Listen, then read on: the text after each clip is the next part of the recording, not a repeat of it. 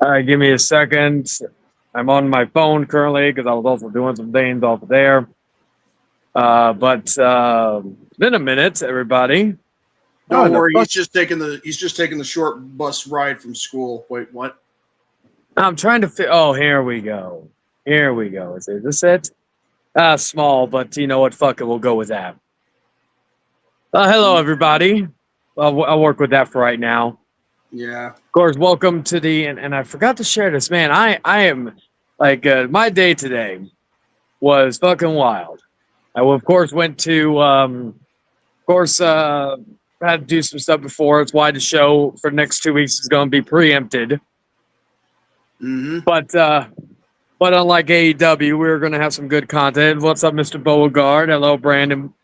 Hello. Well, at least they don't have a deal with Saudi Arabia. There's that. Oh shit, Joe! I forgot. That was going to be the breaking news of today. That I in fact have sold this show to Saudi Arabia for about $2.9 billion.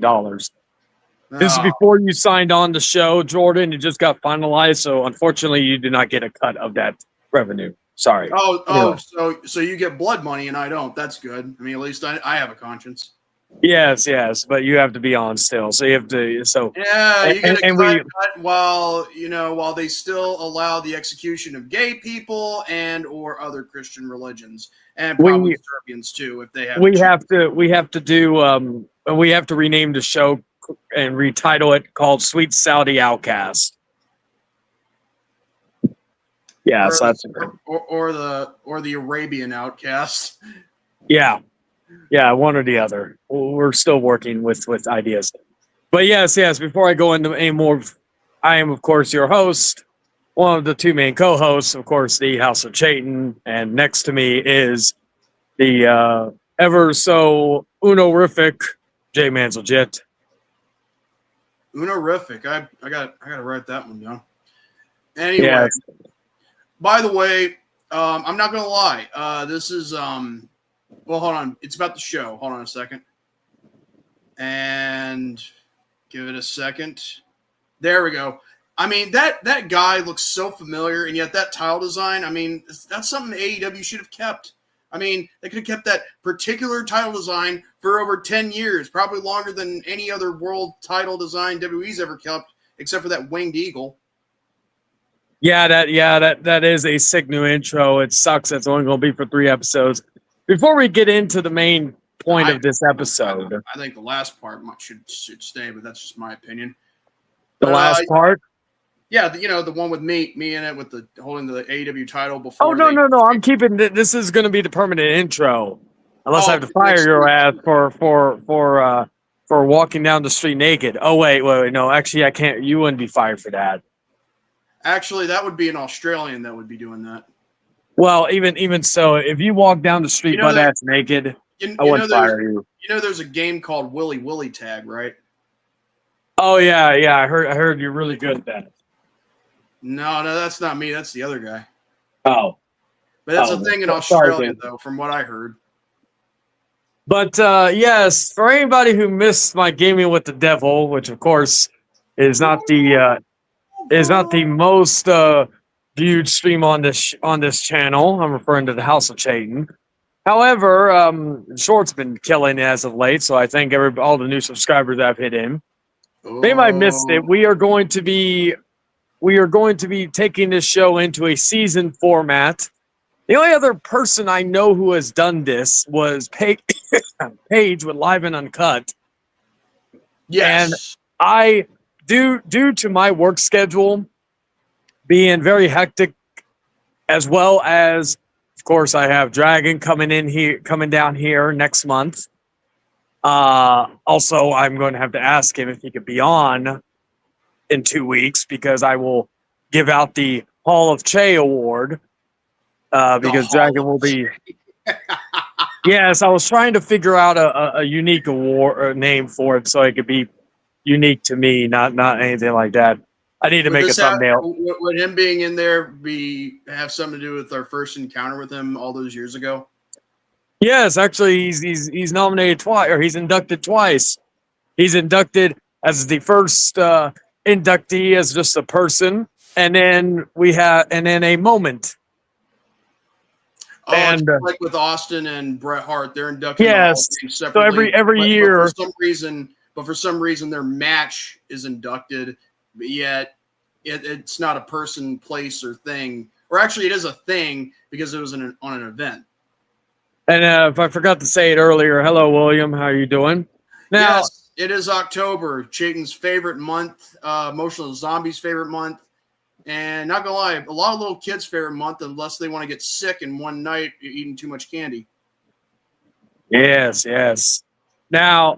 Now, regarding the Outcast, so we're going to be doing this for 3 more weeks, and then we're going to be basically on break until May of next year. Yeah. Reason why I'm doing this, basically from this month going, and this month is not as busy, but from this month on to basically the springtime, it's going to be hella busy. It's going to be busy even in the summertime, but that I can manage. But this time period is going to be very busy for me. Like I work events, so like basketball season's getting back into swing, shit like that. And also with stuff, by the way, Dragon, with certain things going on with like, you know, with stuff with Jordan and his decisions regarding certain his By stream the art way, stuff. Dragon. I Well, thought it would be, I'm not going to go into detail what those things are. Jordan has made a stream regarding that. But I yeah, thought, if you haven't seen it, go ahead and watch it. I mean, I don't have to repeat myself.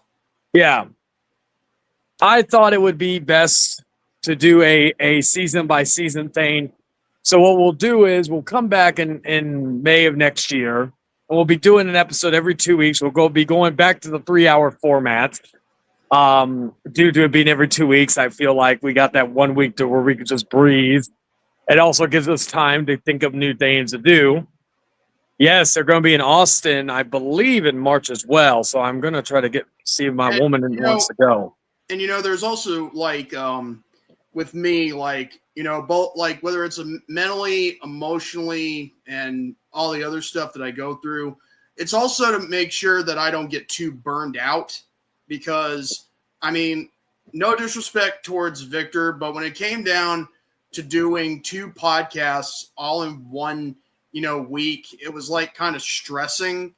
And I think Chayton knows my history better than anyone else. Like, I'm the kind of person that might get burned out if I'm in way too many shows as it is. And well, and plus you're doing, back then you were doing like, well, you were doing Popcorn Panel. You'd occasionally make appearances on the Outcast. yes, You would. There was Rant and Rave, chilling with Jordy. You started your Uno streams.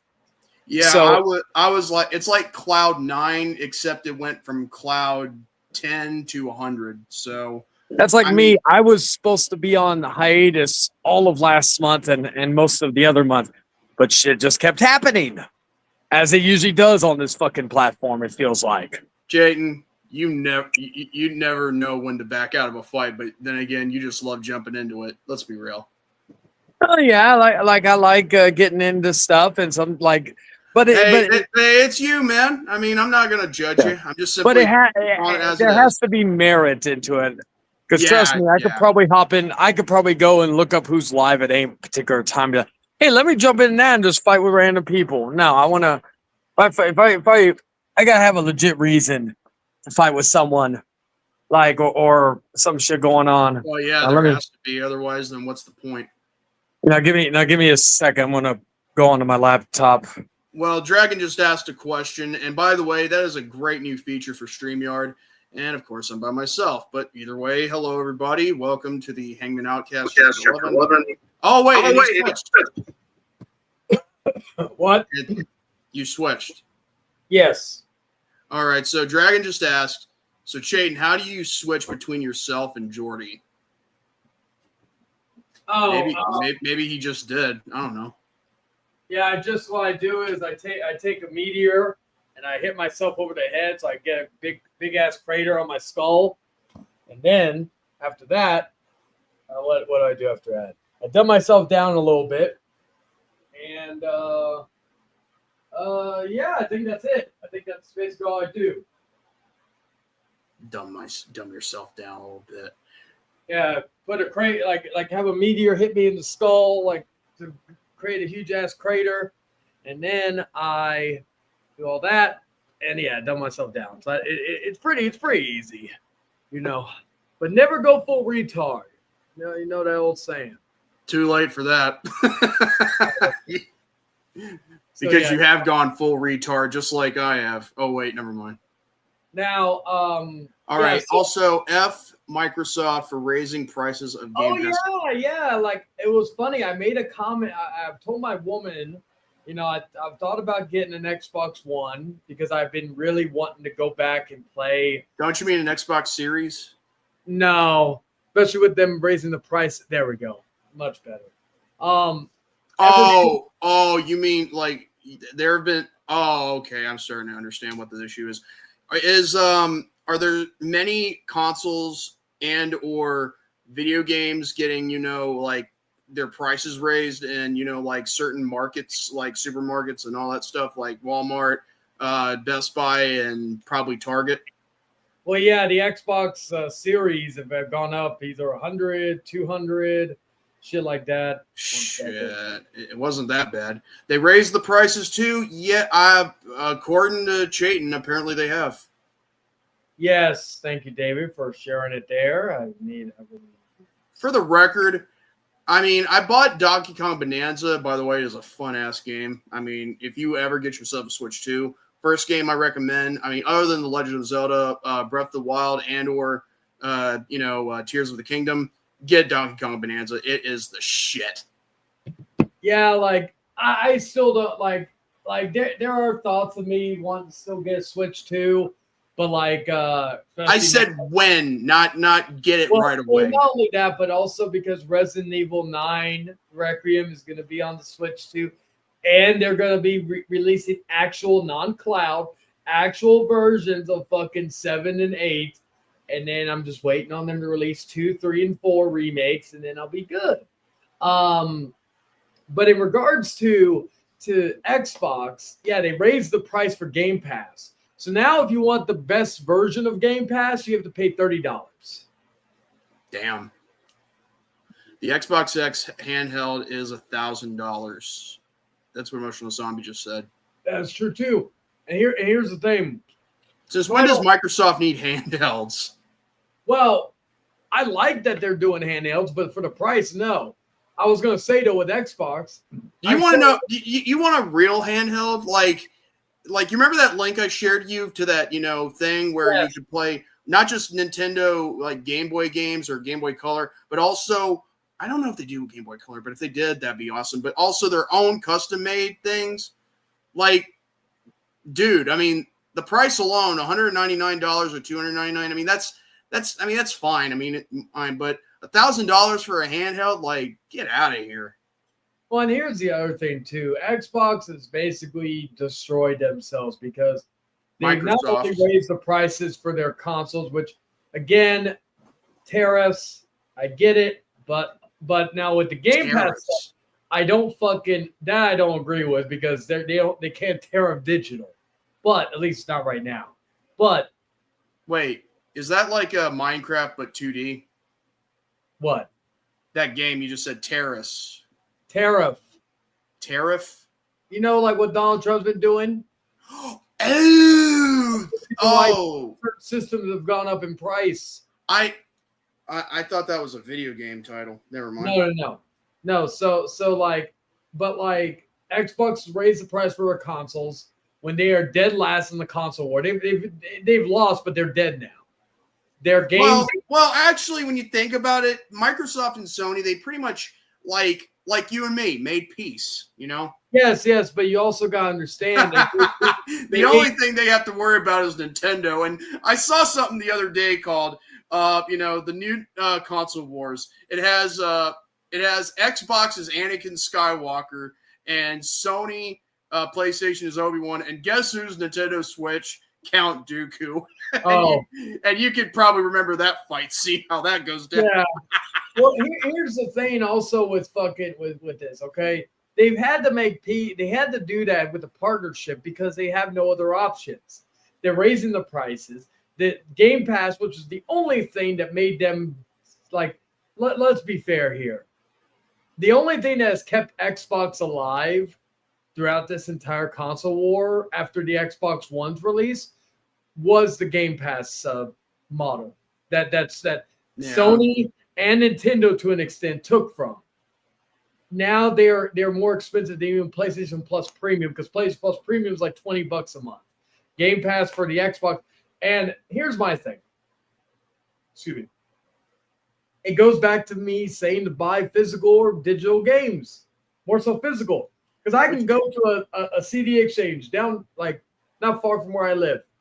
And I can go there and I can get Gears of War Ultimate Edition. Excuse me. That was actually a Sonic for Hire episode, Gears of War. and Rare Replay for about, I think, $15 used. Oh, Rare Replay. I think it has all the Rareware games except for Donkey Kong ones. You get a great mature fucking third-person shooter, and you get a game. Now, granted, there's some mature games in Rare Replay, Conker's Bad Fur Day, but you get those two games for fucking $15. Like, not only that, you get Banjo-Kazooie, Banjo-Tooie, and other games. But however, you cannot get the Donkey Kong ones like Donkey Kong Country or Donkey Kong 64. Games. That's the thing. Also, you keep those games on like, and not have to worry about paying the subscription every month. The worst you would have to do is fucking play. Like, well, I think Gears of War Ultimate Edition is online. I don't know, but that's what I'm saying. Like Halo, the Master Chief Collection. Probably get to find out somewhere. Master Chief Collection. Speaking of that, that's how I got introduced to McJuggernuggets. That thing where Psycho Dad chainsaws Xbox One or axes Xbox One. And at the end after he destroys the thing, that's when Jesse screaming, "Master Chief Collection, Master Chief Collection." He's like, "No, Master Chief's Collection comes out in 1 hour, and I'm not going to be able to play." But yeah, that's what I'm saying. Like, with this whole thing, what a fucking mark. like the thing is with all this is that Xbox is fucked. I really I agree. I'll just have to wait until the Gears of War games gradually go on there, and the Halo Master Chief Collection and Starfield and whatever. Now, I will say this one last thing I'll say about the Outcast. We're coming back in May, but we are not. I do not have a date yet. I will probably not have a date until probably a month or two before the actual time comes. Second, again, we have this episode, the episode next week, which will also be at 10 p.m. I apologize, everybody, because the time is going to be a little weird for the next couple of weeks because we're going to go back to 7 p.m. Central Standard Time on the fucking thing. I'll do that later, Dragon. I'm not going to do that much right now because I just wanted to get that quote out of the way because I figured you catch on. But this is getting to know your co-host, and that's me. Yes. One last thing I wanted to say before we get into that, Jordan, did you hear that Andrade is back in AEW? I figured as much and plus that does not surprise me. I'm assuming that's John Moxley's worst nightmare, from what I'm hearing. He joined the Don Callis family. Of course he did. Yeah, so he's still able to get work and all that stuff. Hey, I got no problem. Listen, the thing is with AEW, the only thing I disagree with is the fact that you have to have someone like Tony Khan who has to, own the company, but yet he's not like Vince McMahon. I mean, sure. I mean, he doesn't shit on other women's heads, but that's besides the point. What I mean is that look at the Young Bucks. They push him around so much, it's not even funny. Yeah. So if I were to work with a company that doesn't have wrestlers in power, I'm sorry, I'd go with WWE. But however, considering how blood money thirsty they are, I'd go with TNA. But still, I'm not going to stop a man from working. I mean, if he wants to go to AEW and work money, even though he won't get that much, like when it comes to titles or big match feels or storytelling, that's on him. I'm not going to judge.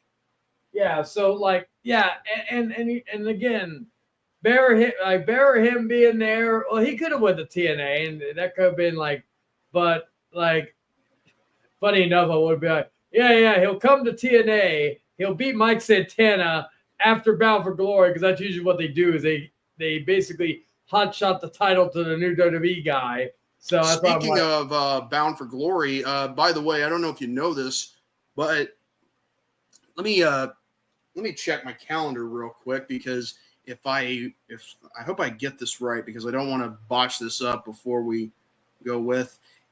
Yes, apparently it's now 20 years officially when TNA made their Spike debut for Impact. that, and also this month also marks the 20th anniversary since the very first Bound for Glory. I think that will be October 23rd. That will be the 20th anniversary of the first Bound for Glory pay-per-view. Yeah, that was where Rhino won the world title. He also won Monsters Ball. Well, in order, he won Monsters Ball, he won the Gauntlet for the Gold, and then he won the world title, the NWA heavyweight title. And that was a great Monsters Ball match. Was that the iconic was it the Swanton off the top of the stage? The Swanton with Jeff on Abyss, I believe. Yeah. Funny enough, also, fun fact, we are nearing the 20-year anniversary since Sting went back into wrestling because he was sporadic in like TNA beforehand, but like 06 was when he got back, like where he was basically there till basically recently, right? Like where he was in wrestling more in a full-time basis because again, we didn't see him in WWE. We didn't see him in like he made one-off appearances in TNA. So that's crazy. Now back to the whole thing. He gave what was left of his full-time, like ability with TNA, even though again, I kind of think that he was better off in TNA than anywhere else because here's the thing. Yeah, I agree with that. TNA, in my view, is like the spiritual successor of WCW, even though it's not WCW, it's TNA. Yeah, like TNA was like really, really. Oh wait, I forgot to tell her this. I don't know why I didn't. You'd be surprised, Zombie. I mean, I'm not gonna lie. I mean, baby. If the Hardys and Dudleys want to do this, I mean, like, Demon Hunters are gonna be the characters gonna be on Fortnite. Okay, I'm not getting Fortnite though. Oh my god. Anyway, that was funny. I'm not getting Fortnite. Do you know the Demon Hunter characters are gonna be a Fortnite? Although I'm not getting a Fortnite though. Well, I like to fuck with her about that because she. The bug lady, that sprays, areas for bugs, at my house. I'm not gonna lie. I mean, she actually is into Fortnite. I was like, listen, I'm not gonna judge you for playing it. It's just not my cup of tea, Yeah, no, like it's like when I played it, was a year or two ago. It was better than when I first played it, probably in the first few years when it got popular. But it's still like if I want to play a battle royale type game, I'll stick with Warzone. Dude, I just don't play it because I know there's going to be people online bitching and complaining about, like how they're going to report you for killing you in a certain different way, which is bullshit. And then you destroy their hamburger. You then.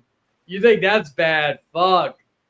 Go back to the Xbox Live days in the early days of fucking like COD and Halo and shit like that. I've been through that. Yeah. I mean, I remember. Okay, funny story. I kind of remember when someone I killed. Did you know I used to be a knifer? Oh, okay. Okay, so here's what. So you like to get behind people. That's what you're saying. Okay. No. I like to knife them like at any time. Like it's either like go at full speed running towards them, like with all the heavy, artillery I got. However, it was like either at one moment in time I knifed them, whether it's in the front or the back or anywhere at all. And get this. I remember this one time when I knifed someone and you could hear their reaction after you kill them, because that's the thing that happens if they wear their headsets. I remember when one of them was so angry, he was like, suck up, you dick fat. And I'm like, dude, I just killed you. I'm like, is that? No, those were some of my, like, when I wasn't on fucking online. They called me a British meatball because I killed. Oh, and if anybody was wondering, yes, what I was tossing around was a dildo. I forgot it was over here because I showed it to Victor and Soren yesterday on the show, and so Yeah, I'm sure that's good product placement for you. Yeah, I don't think if you show us around, I don't think it'll get like this video will get taken down, but we'll find out. Well, I just showed it, so we'll find out. Anyway, so yeah, so my point is that. So let's get into the whole thing with this, right? So of course, we're doing. Oh, Motion of the Zombie used to be a knifer too. Yeah, and you get death threats. Oh shit! I remember when I would go by and fucking swipe people. Fucking just go like that. Well, it's not my fault that they're easy to kill with a knife, attack. But yeah, especially how you hit it. But so yeah, so we're going to get to know Mr. Jordan, Mr. JMANzlegit, Scow, whatever you want to call him. Jordan Little, Jordy Scow, JMANzlegit. Yes. I'm gonna let's see if we can get this trending, ladies and gentlemen. The Crater. We're gonna call him the Crater. That's it. And hashtag Go Ball Jordy. See, that's never going to catch on, right? Because if you're the only one that's doing the hashtag and it's not following, then that movement of doing that hashtag has failed.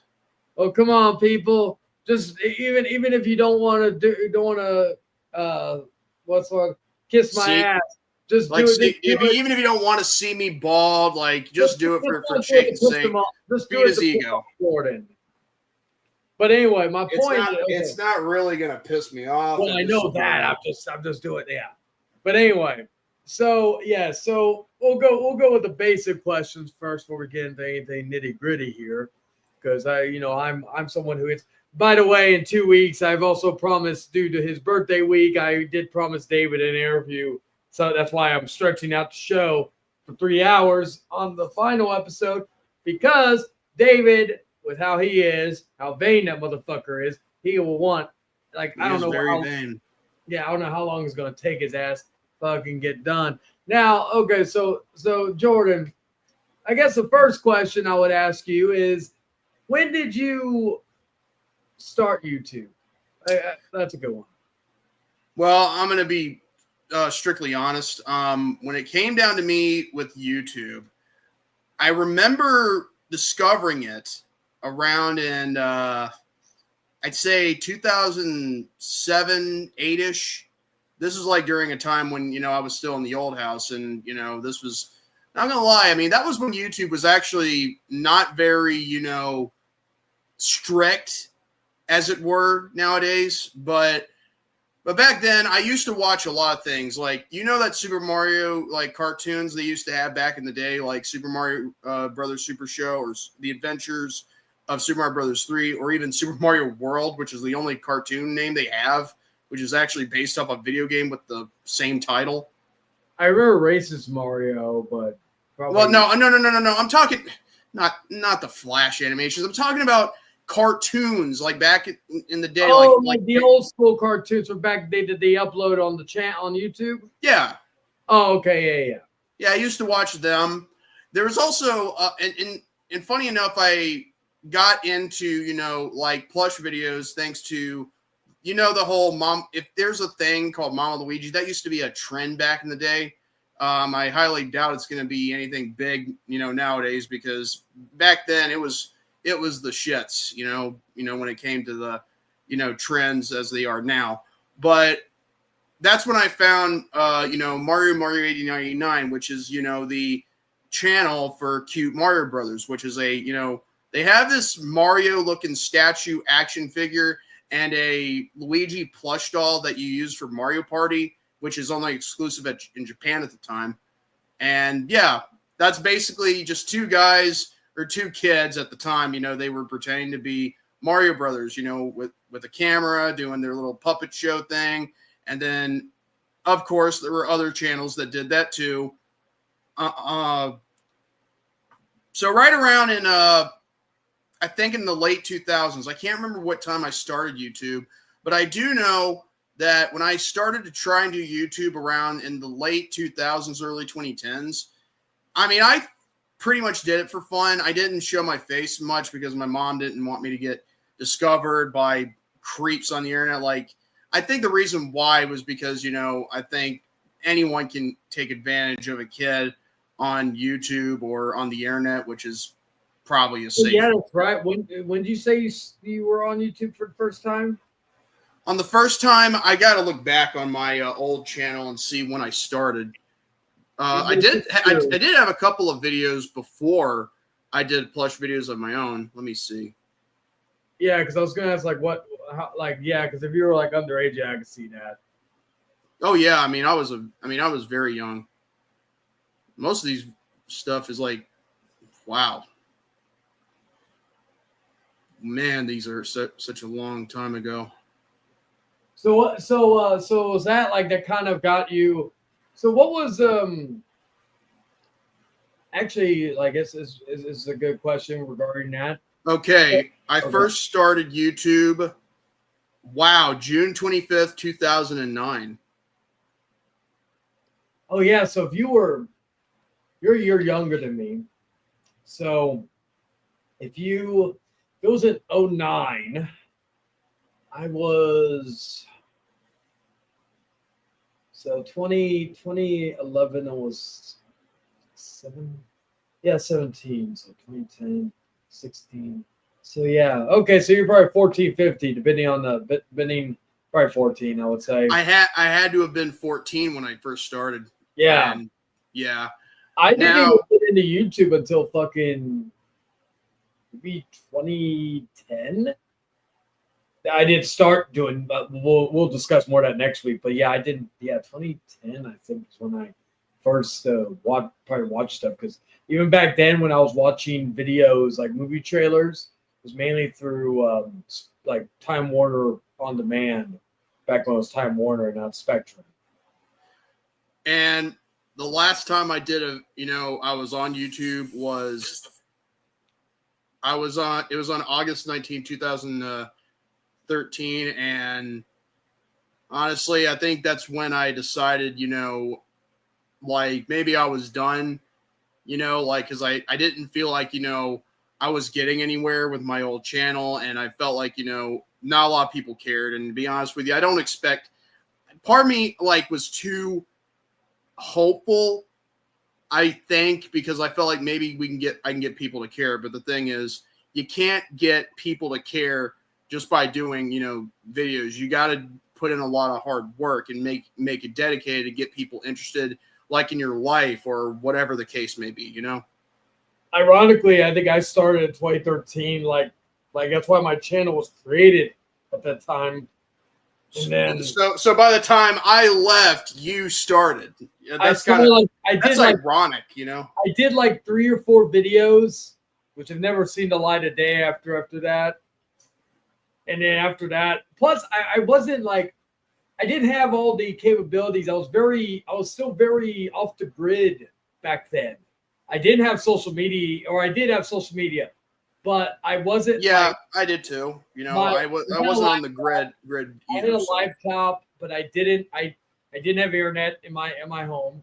I had a phone, but I didn't have a phone where I had my music on it. Or I had where I go put music, but like me, I would record a video at home, and I would go like to McDonald's or something, grab something to eat, and upload it there. Go to a library, what have you. And at that time, because I don't think I was, this was like right when I was like 18, 19. So I wasn't really, like I didn't live on my own yet. So it wasn't like, even when, when I didn't really get proper internet again until like outside my phone. I didn't properly get internet again until 2017, 2018. And then 2017 was when I started. So literally I had a few videos, did them, done, and then I wasn't on there for 4 years, which we'll get into that more next week. But so when did the idea of rant and rave come up? Excellent. Like, Well, okay. So basically, I think I told the story before, and sometimes it's the same story, but it kind of gets changed up a little bit, but it's still the same story. So I was watching, like a lot of, like most of the, before it was Bofas on the Sofas, it was actually Flicks with the Dicks. And don't ask me why. I mean, Gary, Mr. Garrison 96. I mean, that was the name of the show that he called it, and I thought, it's a funny name. I mean, for a show. I mean, you're talking about movies with a bunch of dicks on there, and by dicks I mean like guys like Gary or Romy, which is funny when you think about it. They changed the name. Was it probably because YouTube was getting sensitive, or? No, it was a lot of things. You'd have to ask Gary, Sure. But I would have to say what really got me into all this would have to be Pain and Gain. And then, Bofas was pretty much the spiritual successor of Pain and Gain. And I'm talking about the Pain and Gain podcast on LC Muscles 28's channel, which is Lucas, for those of you who don't know your history. And what got me wanting to do it was episode 60 of the Pain and Gain podcast. And I figured, you know what? Maybe we should do a podcast because everybody's doing podcasts. And you knew Brandon prior to this, right? Yeah, I met Brandon prior to that. We were in the same group. I believe it was Rodney's game show network, I believe. Oh, okay. So that's how you all connected? That was going to be another question I had. Is how, like, you and Brandon met through that. Yeah, and believe me, I think me and Brandon met around early 2019.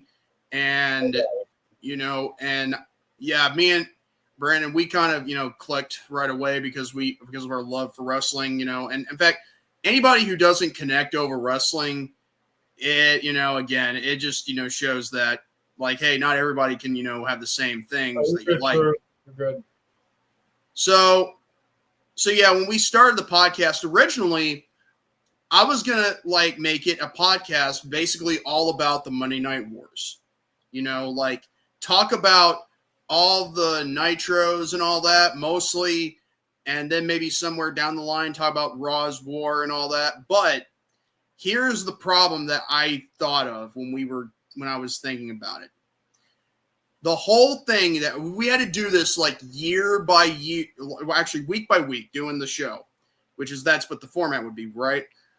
I realized that if we covered the shows week by week, including the pay-per-views, it would take us for about 5 to 6 years, just as it took the Monday Night Wars back then. Well, yeah, look at what's going. Like, look at wrestling bios. That and the thing is, that is basically what we could have went with. But however, I'm kind of glad he's doing it because he's showing what me and Brandon could have failed at. If because again, it was going to be just me and him talking about the Monday Night Wars. Or just basically Nitro. I mean, originally at the time, plans change when you're thinking of a show, of course, obviously. Yeah. But I realized that it would have taken us a long-ass time to cover everything regarding the Monday Night Wars. So I was thinking, you know what? Why not we do something better? I mean, we'll be just like, Flicks with the Dicks, only not, as them. We'll just do our own thing. We'll cover more wrestling, somewhat other entertainment media, movies, TV shows, somewhat, maybe some video games. And I was thinking because of, because of Pain and Gain, we can't take that name because that name's already been used. So I was thinking, what about Rant and Rave? Instead of and, you got N, and I was thinking, and that's when, the Rant and Rave podcast was born. Now, funny thing is, we weren't supposed to go on the air on the day of Hell in a Cell 2019. We were supposed to go on the air on the Thursday of that same week after Hell in a Cell 2019. But because of the aftermath and before that show with that whole Fox deal network, that Fox deal they used to have, that's what really, started it. They were all, Vince was so hyped up and wanted to get into that deal with Fox just to have that premiere. Brock Lesnar beating Kofi in less than 10 seconds, and then Cain Velasquez shows up. And then, you know what the dumbest part is? he hasn't booked any other matches until that day except for Becky Lynch and Seth Rollins' Hell in a Cell matches for their respective titles. Which the Becky Lynch match with Sasha was really good. But yeah, but the Fiend versus Seth Rollins, I mean, it was fine up until that ending, you know.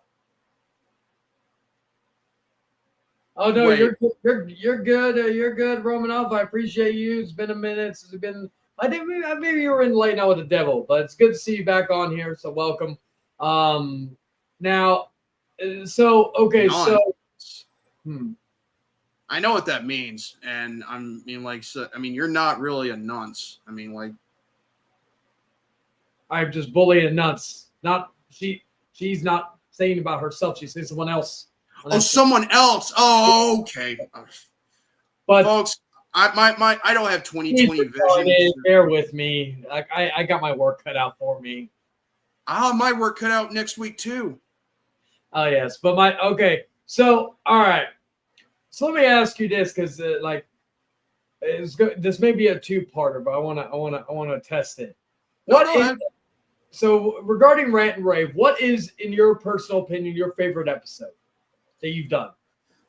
If I had to say episode 29, that would be obvious, because that's what then my follow-up question was going to be what's your favorite episode outside of 29? Because that is, I've said this, but I've always meant no disrespect.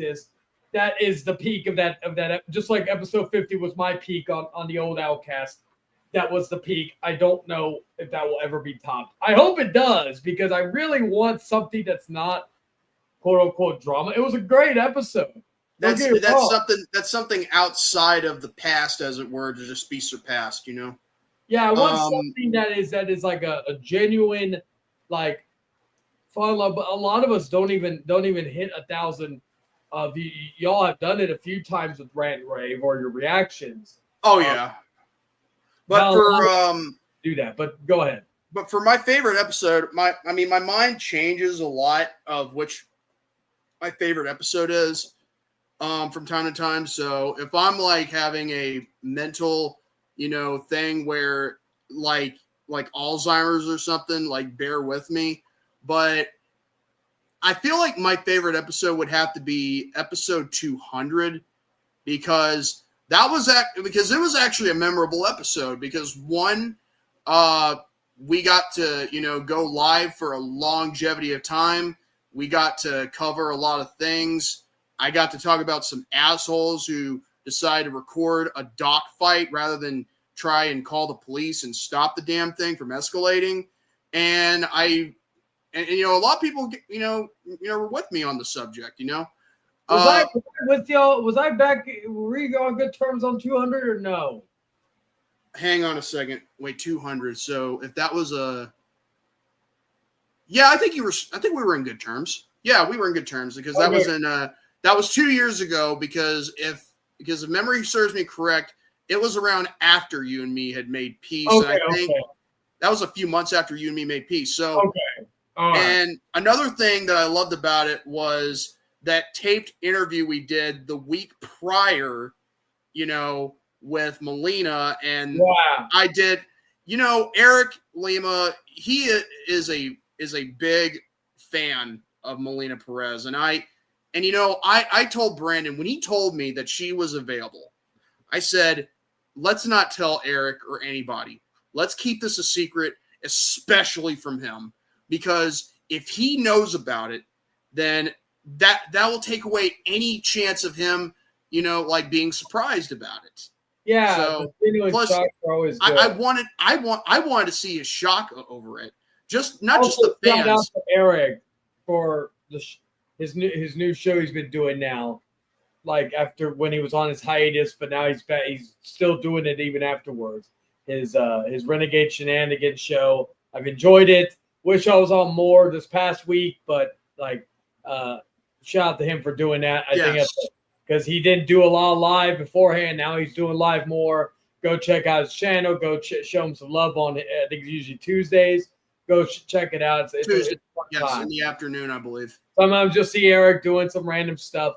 But yeah, and also shout out to Eric for holding his own last week on R&R when there was a lot of circumstances going around and all that other stuff. So yeah. Shout out to him. I made a joke about him taking over, and I saw the viewership, and I'm like, you know what? That show is kind of cursed. So I hate the only thing I hate. And you kept your mouth shut afterwards, didn't you?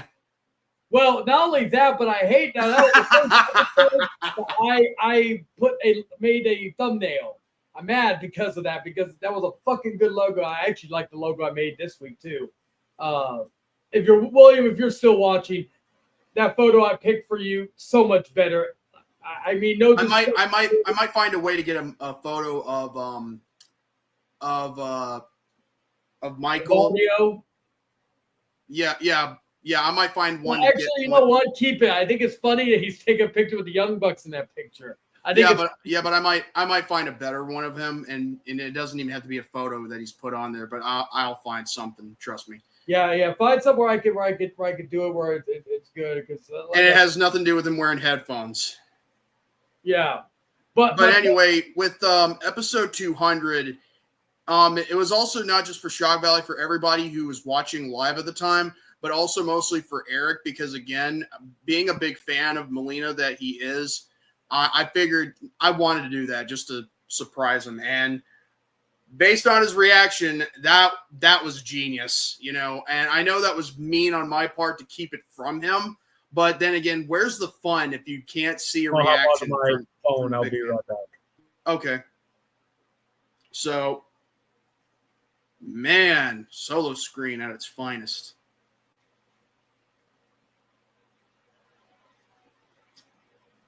But anyway, okay, so you switched to the smartphone or something? Yes. All right. And that way I can just switch back and forth this and all that. It's actually quite useful. Let me guess, you're taking a smoke break?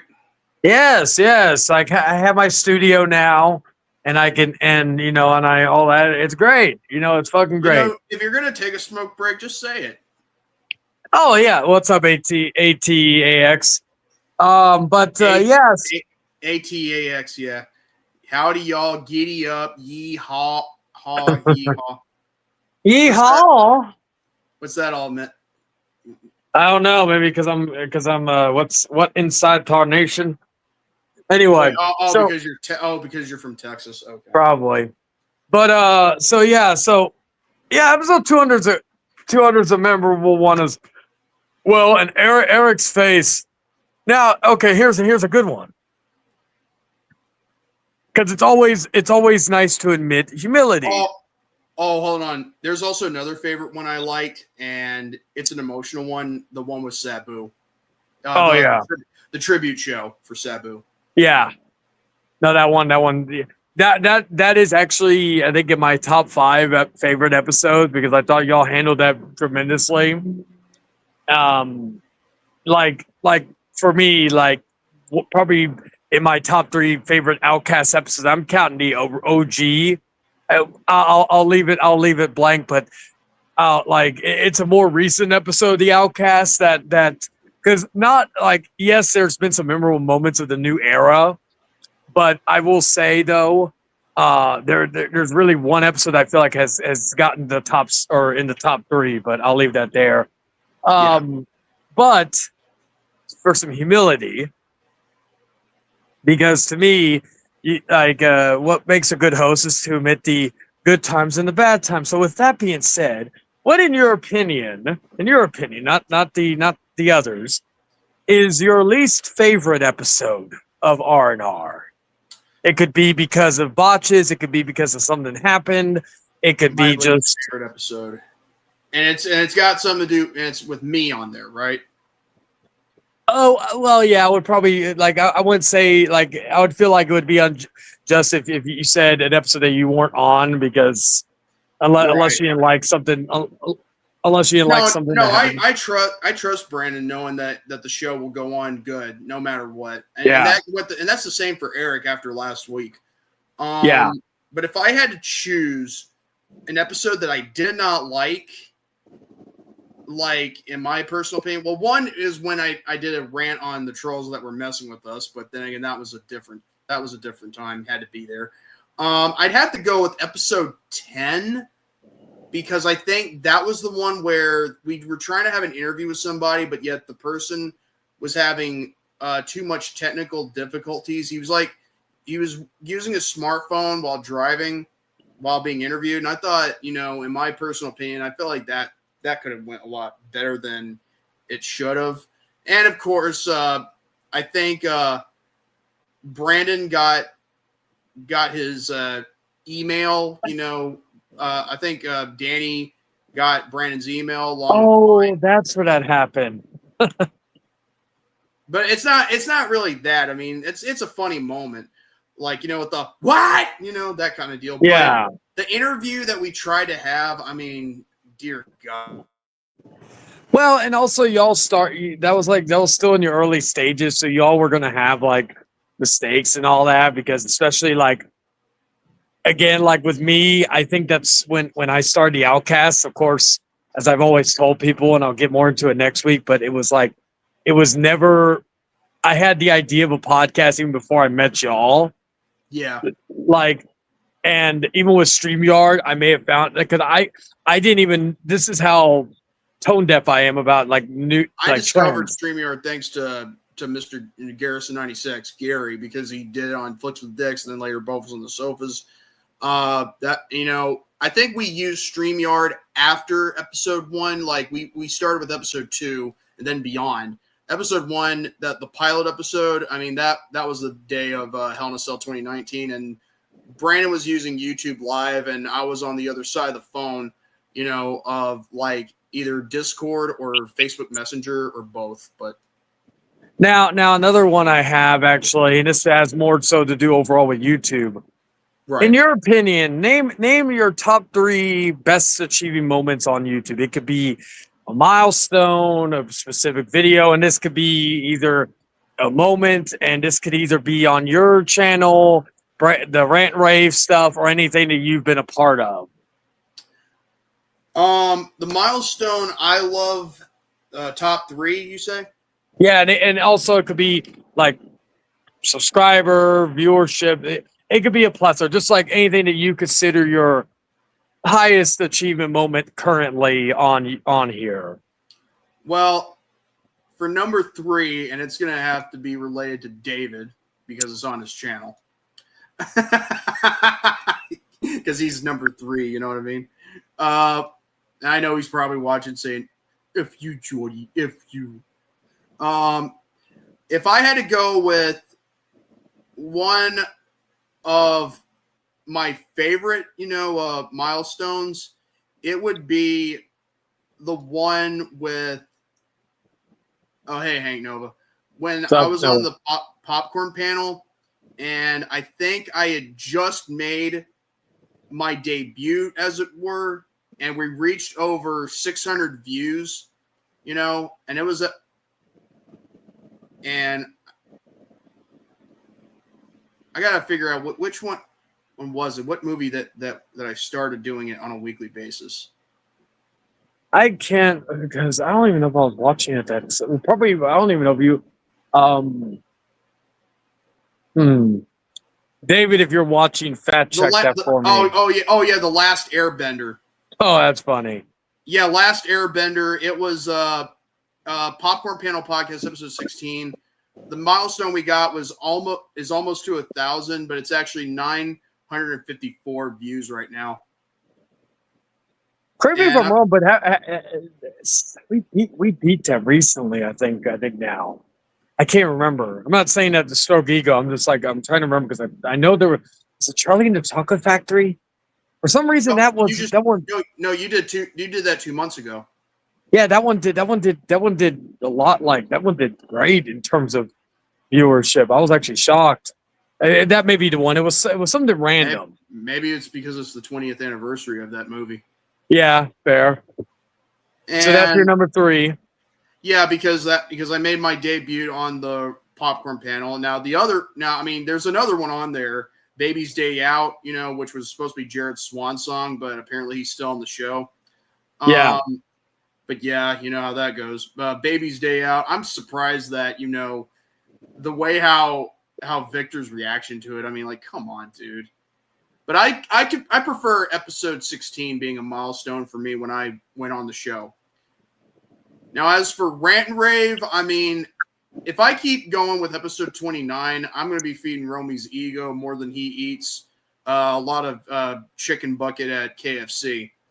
But No fat jokes, Jordan. Quit fat shaming. well, it's not fat shaming unless if it's a fact. Well, I'll let that go. Okay, so not another milestone that I consider number 2, episode 112 of the Rant and Rave podcast, which is the 3rd most viewed stream on Brand's channel. But here's the thing. It's not just regarding the topic of that episode. It's about who was also on that episode that I also made peace with prior to you. Who was that? A good old buddy of mine known as Kevin Henry. You know, prior to, you know, the Rant and Rave podcast, me and him, I'm not going to get into too much about, whoa, did you have to switch again? Oh, never mind then. I rest my case. But yeah, prior to the Rant and Rave podcast birth, let's just say, you know, I'm not going to go into too much detail, but me and him got into a little, you know, differences of opinion, as it were, and it was not pretty. And it was also due to other stuff, and I'm not going to go into detail as to why there was some heat between us. But nonetheless, 2 years, me and him, we actually made peace. This was when I was in the process of moving, you know. I believe this is when you and me were still at odds against each other, which, again, that's something I think we'll have to talk about, you know, next week, of course, because we'll have a lot to say regarding that, and also certain people, and I think she knows what I'm talking about if she's watching. Yeah, I know you're watching your ex-husband's stream. What the fuck? Oh man, if she turns off the smartphone and goes to her cousin saying, "Oh no, he knows I'm watching him. Oh no!" and like, yeah, keep crying me a river, bitch. Anyway, but yeah, the fact that, you know, it was the episode 100 episodes later after episode 12 when I used to have issues with him, even though I didn't mention him by name when I ranted about him, and also Alex Perez, by the way. Hope you're doing good, buddy. You know, and yeah, that episode right there, and not only that, it also surpassed not Pain Game. Both is on the Sofas on the same week in viewership. Oh, wow. And you could talk to Romy, and he even said that to me on the same week after, you know, we got done with the episode. Now, my number 1, for once, it has nothing to do with a live stream. It's actually the recent short that I uploaded onto my channel. And that is, I finally took a bump inside of an actual wrestling ring, and it's an actual 16x16 ring. Now, I'm not going to get too much into that, but I'm going to say something real quickly for the record. I want to publicly announce that tomorrow I'm not going to show up for R&R, because this is what's going to happen. Next week, I made the freaking logo. Now I got to remove you off of it, you son of a bitch. Well, here's the thing. You don't have to do anything. I mean, just keep it on there, because here's the thing. Because if I go on there, I'm just going to keep thinking about that topic. And so I don't want to accidentally, you know, spill anything out. So next week on Rantiversary 6, I will make my return to Rant and Rave podcast, which is actually good. Plus, when you think about it, it kind of helps me have a clear conscience after Eric not having to be there for 4 weeks. Yeah. Now are people going to be able to go on for Rantiversary 6? Yeah. I don't know. We'll have to wait and see. Now, every time I don't know if Brandon's going to be on there, but if he is, he told me he was, apparent from my understanding. okay. Well, you don't have to worry about that, Hank Nova. I got full confidence in Eric, Michael, and William and Brandon, so they can cover. Yeah, because I like it sucked because last week when they were down 2 people, I was like if I actually didn't, no, that was 3 people. They were down 3 people. Who else was missing? It was me and Brandon. That was it. Yeah, but you're down 2 people from the main thing. I would have offered to help, but it's funny because I was what do you call it? I was going to a concert this week. Same thing where I like if because I would have messaged Brandon. Hey Brandon, I haven't been a temporary host in a while. You know, you're down a guy. I'll help out, but I got work event I gotta go to tomorrow as well. So like every time, but you know, I think I should be free next Thursday, so I will be able to pop in. We'll see.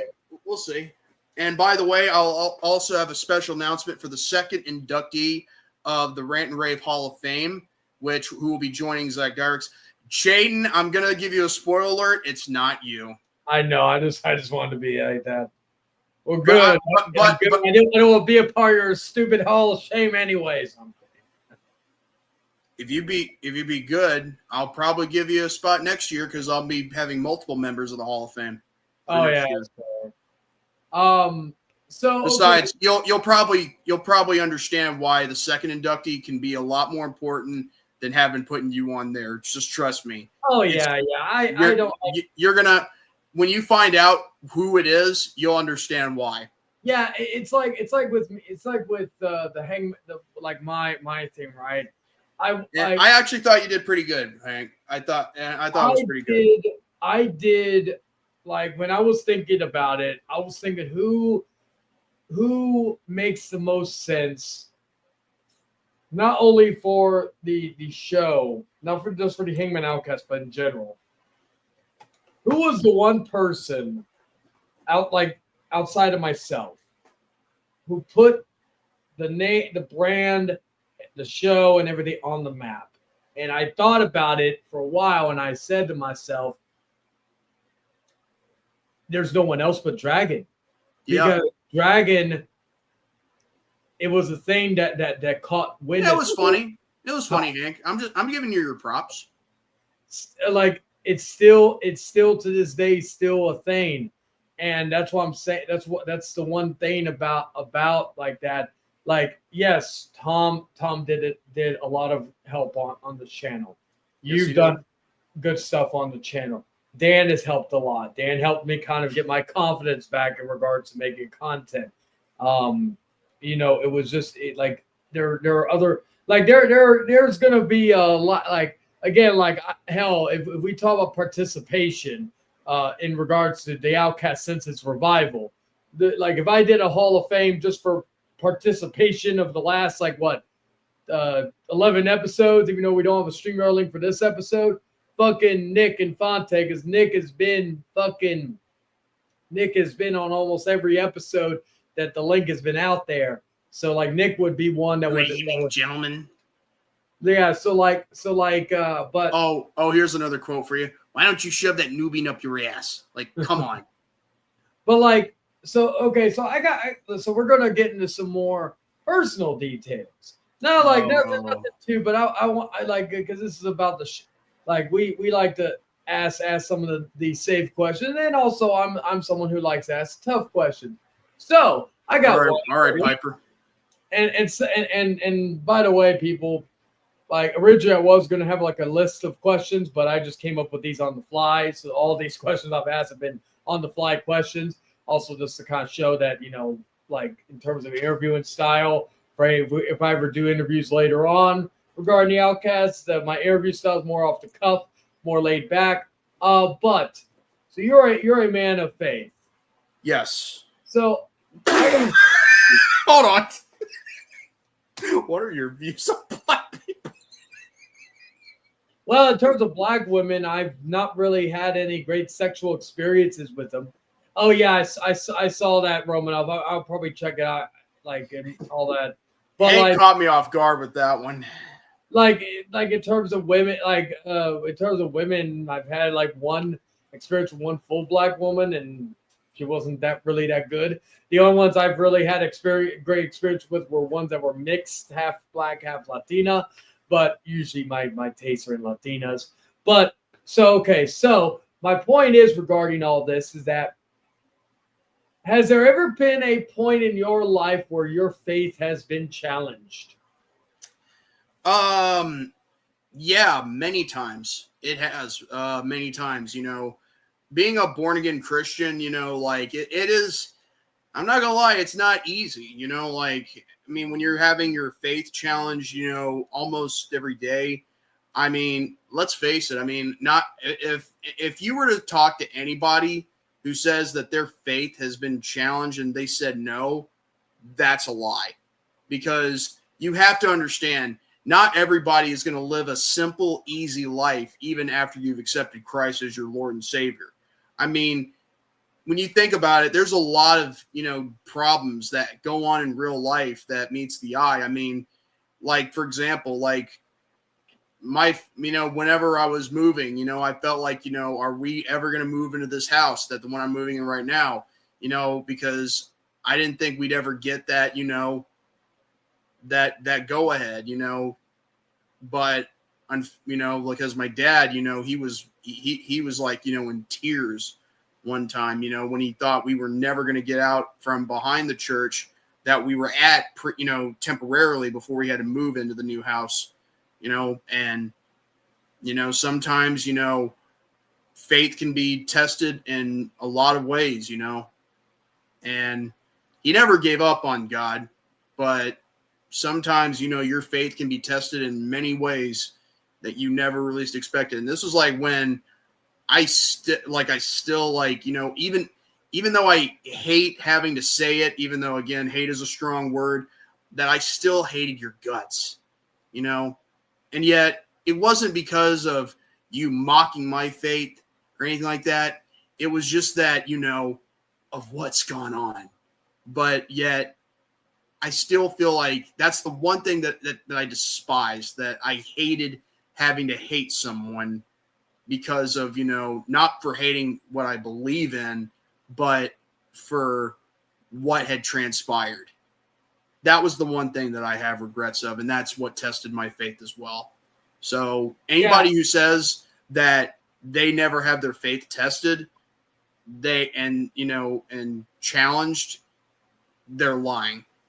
I've had it tested many, many times, and I still go on strong. As a former Catholic myself, and I know Nova brought this up too, but as a former Catholic myself, I have plenty of times where my faith was. Now, granted, I went on a different path, and all that stuff, which we'll probably get into that also next week. And yeah, it was funny because with me, because I always laugh when people think I don't know anything about religion. So when like, for example, when me and Joe were going at it, and I would bring up the fact that hate is not a form, is not the way of the Lord, and no, it is not. It was funny because I'm sure there are some people saying, how's these on? But that was like something that was like, again, the mind games, right? Like get behind the mask, if you will, the method to the madness. Well, the way how you did, I mean, it's hard not to say that I hated it. But the thing is, the fact that I hated you in general, that's a thing that I regret, Yeah. That's on both of us. Yeah. We saying that, but saying that now is like, it was just because I always was somebody, even before I even met you, I was somebody. Once I became atheist, I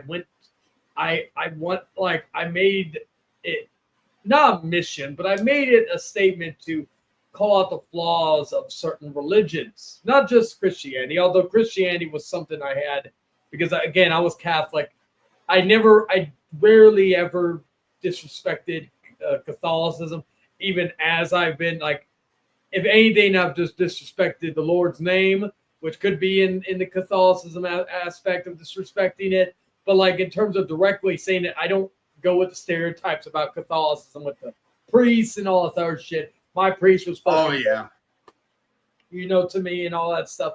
My point is regarding that is that like, and really to be fair, my issue really as I've gotten older is not with the Christian faith as a whole. It's more so the organized aspect of it. And also the organized. I had this talk last night actually with Sloppy. I was talking about I do not want somebody to another human, whether they follow the word of God or not, to judge me on my things, tell me I'm going to be condemned to the eternal damnation of hell, because that is not their decision to make. Hey, Chayton, you're going to hell. But see, that's what I'm saying. I'm just being funny. I'm just being funny. I'm not trying to be a dick. Okay. I booked my ticket already. I got my sunscreen and I'm ready to go. Hey, hey, look, you never know. I mean, people change, like. But like I'm not saying that you will never change. I mean, if you ever want to get back into it, I mean, that's your choice, man. I'm not going to force you. I just know that when it comes down to me, I mean, I know that no matter what, I'll always have memories, and good, bad, or indifferent, whether the person, whether this person or that person goes to the afterlife on through the pearly gates or through the sharp razor blades. But that's just and that's the other thing too, is that like you and I, we have different ideologies, we have different viewpoints. We have similar viewpoints of some things, but we have different ideologies, different viewpoints of certain things. We have different religions, right? I think that's the only thing we have. Everything else we have a lot in common with. Well, I'm the smoker. I'm the fucking. What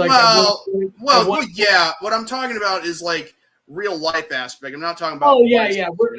We're similar, but we're very different at the same time. Yeah. I would say, and but I like that we're not cookie cutters, similar to one another, and all that. Like hell, I went to the Satanic Temple of San Antonio this past Sunday, actually, ironically enough.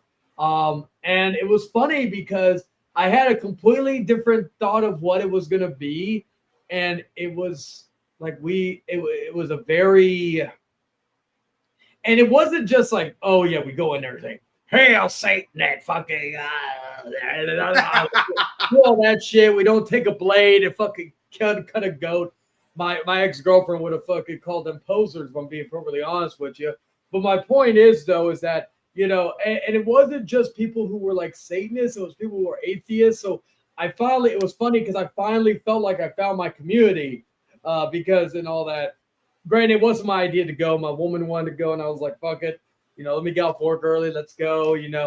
She had to follow this past Friday because she'll tell you she's a fucking klutz sometimes. So it was funny. I kept telling her, rest. And she fucking went out and all. Well, anyway.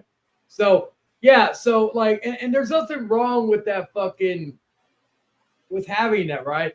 I don't look at Jordan again, same thing if I don't look David. I've told David, even when I've given him advice on things, I've told him, I don't want you to be like me. I'm not, I've told people, I am not the role model to follow, ladies and gentlemen, because I am a very flawed individual, and you know what? I'm fucking good with that.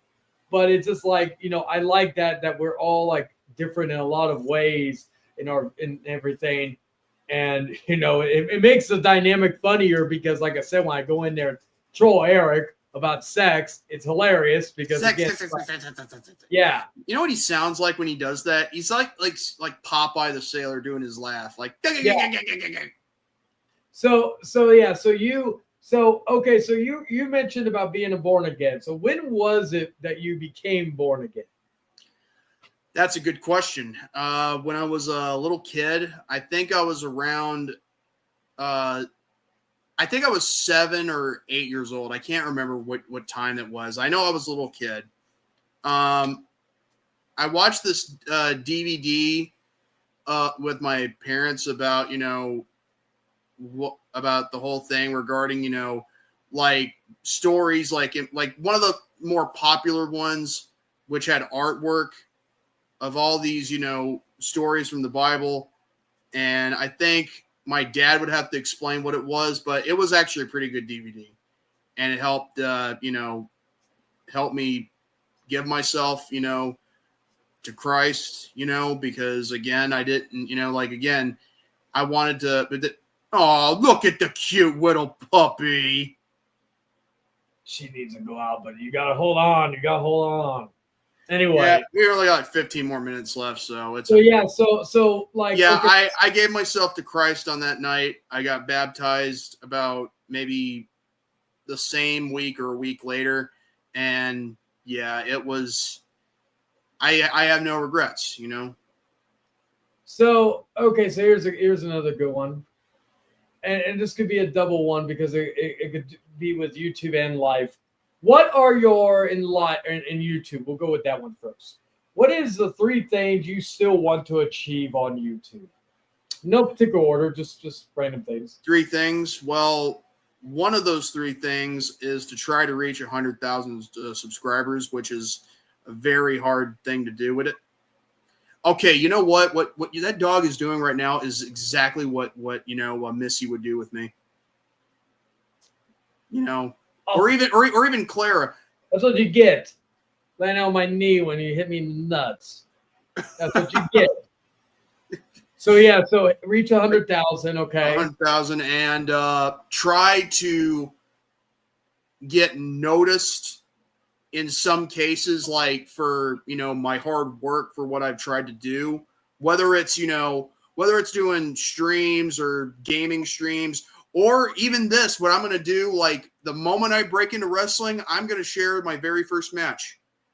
And, so that way I can, showcase to people that doubted me, like not as a way of saying F you to them, but to say thank you for motivating me for the negativity instead of, because again, the negativity can be a good motivational drive for me.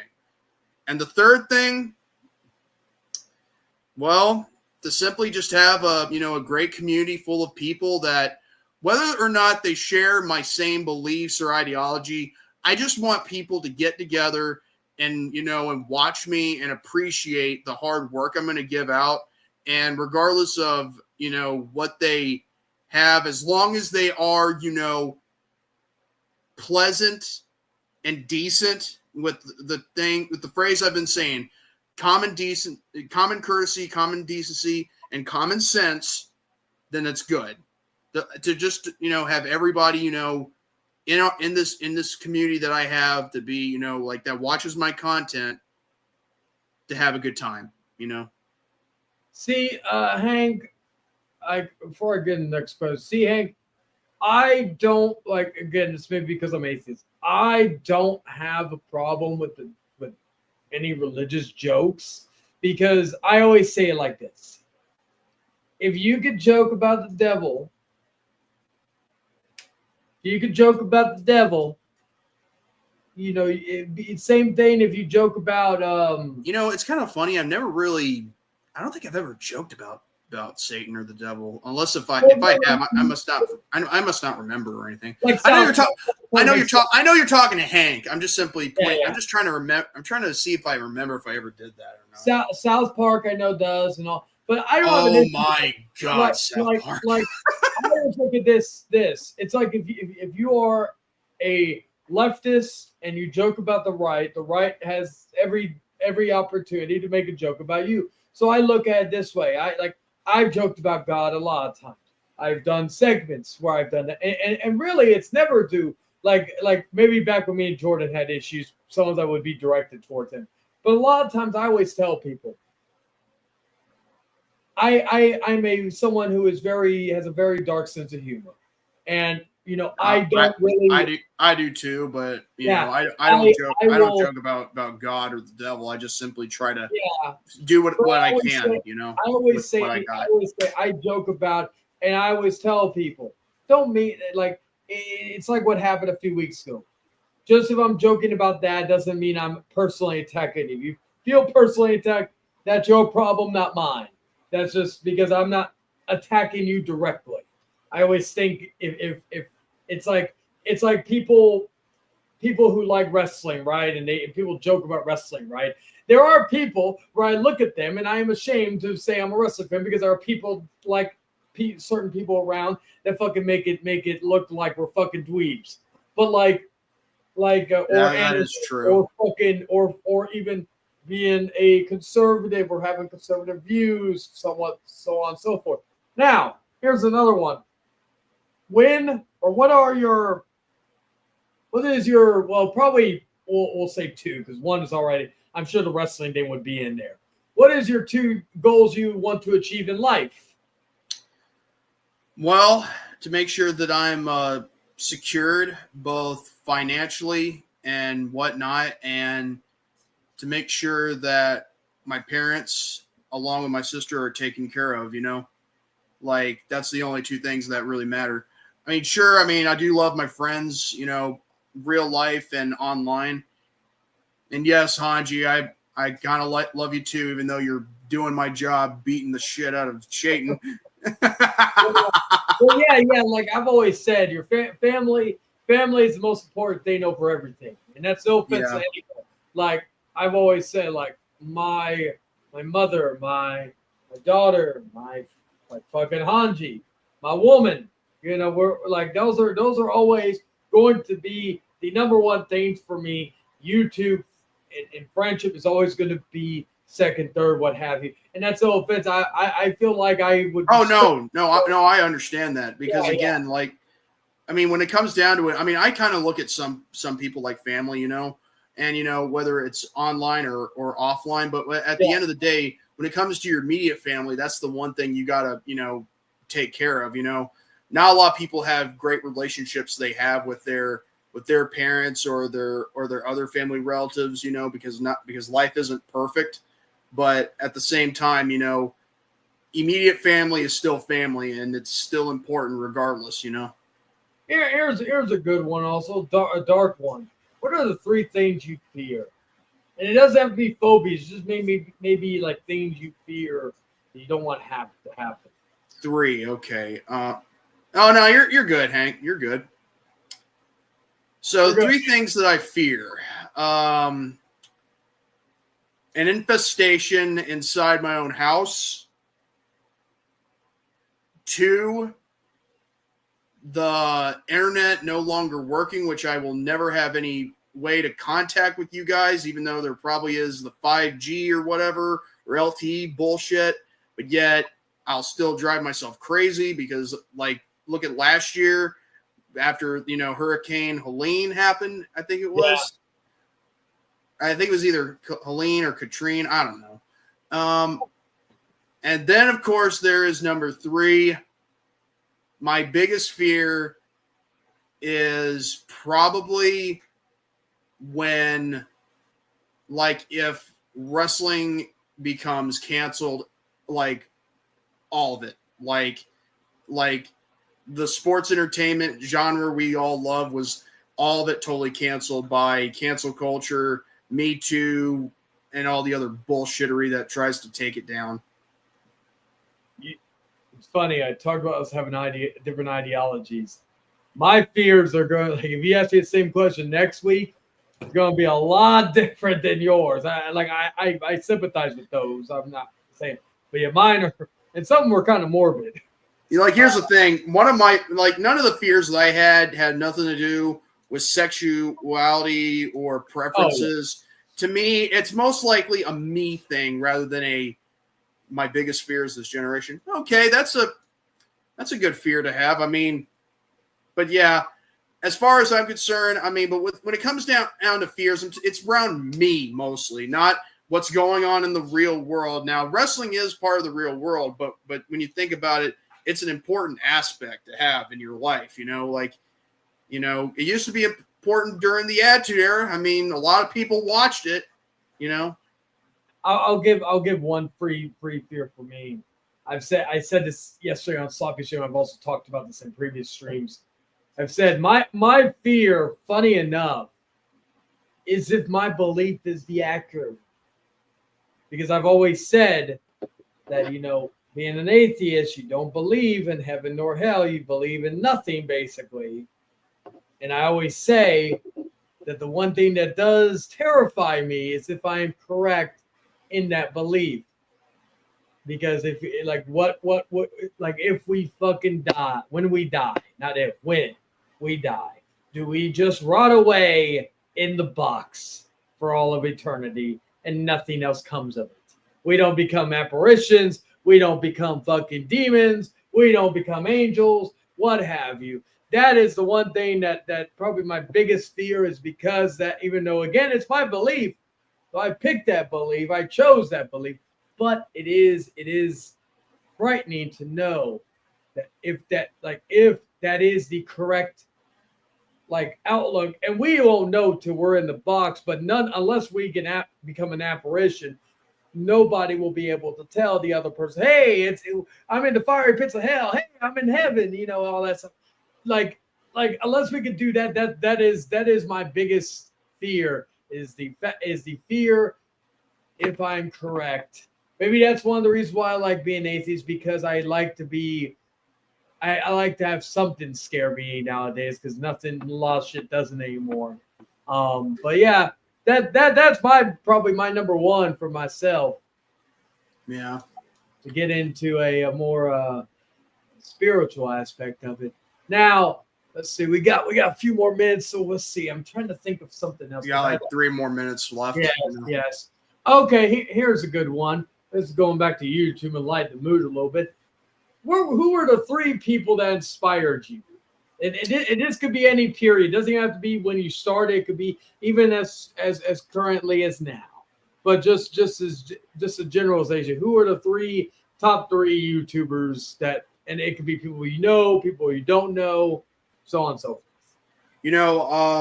forth. I'll 2 of them are obviously plush related. It's Mario 89. The second one, well, he's not doing plush videos anymore because he's been canceled by Nintendo.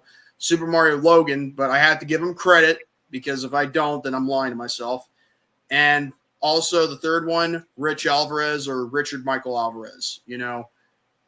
Basically, he did a project called Stupid Mario Brothers, and it was like a fan live action series, which it was supposed to be a one-time thing, and then it turned into something big, after that. And then, yeah, he was able to get 100,000 subs after hard work of getting that show on the map, and also a movie, an interactive adventure, a special, and even a spin-off series too, which is pretty cool. One thing I was surprised was that you had people that were not people you knew in that sense, compared to Romy or whoever. Because I was gonna say mine, even to start were well. The thing is, when it comes to that motivated me to get into YouTube, that's the 3. What were people more so nowadays that inspire you? Maybe in the last 5, since maybe the rant and rave days. Well, I'd have to say, one of them being, Brandon, because without him, I don't think we would have Rant and Rave podcast. I'd say Romy, because if it wasn't for him, I wouldn't have thought of doing a show like that, because he's done Pain and Gain, he's done, Flicks with the Dicks, he's been doing Bobas on the Sofas. And the third and final one, I'd have to say you, because you give me this kind of motivation where I want to be the best, and that's why you want to be the best at what you're at. So that's why, yeah, that's what I'm thinking, You give me inspiration to want to bring out my A game rather than be, less. Does that make sense? Yeah, it's like, because for example, and I'm not doing that to satisfy your ego or kiss your ass. No, it's funny. I wasn't expecting me in there, believe it or not. Not because just because I would think that would be, because I would feel because I do feel and this no disrespect to anybody else, but maybe outside of Jerome, I don't really I'm probably the only other one that I feel that's consistently fucking like tries to get a certain part of you out more, and that's like and like a good thing, not like a bad thing, but like and no offense to everybody else, but some people are just like wheels in motion, they just do their own thing and all that. And I always say that's like what I do with David. I antagonize him sometimes to get him to fuck it because he has that character. Eric has that character to where like it's like he just needs that little push into that vein. But yeah, so we could probably do this all night long, but we agreed to 90 minutes. 2 is late, so we're going to end it here. We're going to be back next week, same time, 10 p.m. Central. Then we'll be back to. I really did enjoy this. Yeah. By the way, people, like I said, tomorrow I am going to be taking another night off, and hang on a second. I'm going to take another night off of Rant Rave, so that way it'll be a full completion of, to make up for Eric for putting on a sabbatical from not being on ONR for 4 weeks. But however, next week I will be back here again, but this time the tables are going to be turned. I'll be asking Chayton the questions, and when you think you know all the answers, I will change the questions. Well, and I've told him keep like no holds barred. I want to. Because like David, yeah, I'm gonna ask you questions that are probably gonna hit home, and some people are probably gonna think, "Man, this is too much." But then again, hey, I don't give a fuck. No. I'm not gonna do this just for satisfaction. I want to do this just to do it like a shoot interview, like as like what's happened on the other side of the fence when we were at odds. You know what I mean? I told Jordan, like, because we discussed doing interviews for a while. Yeah. Interviewing each other. Give me a second. I'll be right back before we do the closer. And who knows? Maybe we'll do a part 2 to each interview next season. Because I feel like there's a lot more we can do off of that. Maybe we'll do that as like a special every so often. Maybe or just in general, because like I said, we're going to do me like next week. David, we'll probably do David like solo for a little, like me, Jordan, David, on the last week, and then after that we'll probably bring people on. I got to talk to David regarding all that. So yeah, now, but yeah. So I like David did a good job interviewing me, but I do feel like David would. Well, we're not going to probably, like, since we're only got 3 more episodes, you know what? We could probably do yours as one of the first few episodes of the show. Because actually, Nova, there would be some questions I would like to ask you. That would be very interesting. So probably when we come back in May, I could probably do that. And I do want to start doing interviews on this show going forward. I already have a few people in mind. Not just on here, but just in general, just to give the show a little more.